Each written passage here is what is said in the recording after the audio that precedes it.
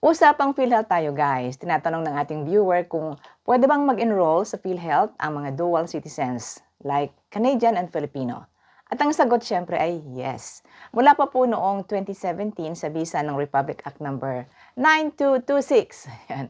Ang dual citizen ay makakapag-enroll po sa PhilHealth at covered at entitled siya ng the same benefits din katulad ng ibang Pilipino.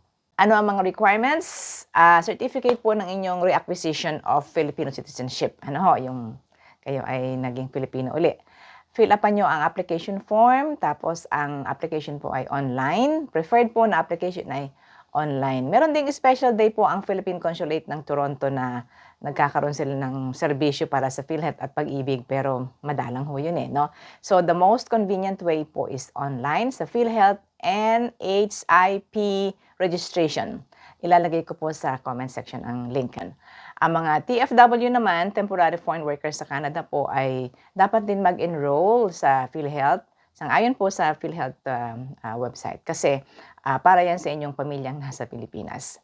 At ang mga former Filipinos na hindi nag-dual, na gusto ring mag-retire sa Pilipinas, kung gusto po ay pwede rin mag-enroll sa PhilHealth under po ng informal economy category, parang voluntary, something like that. Ano ho?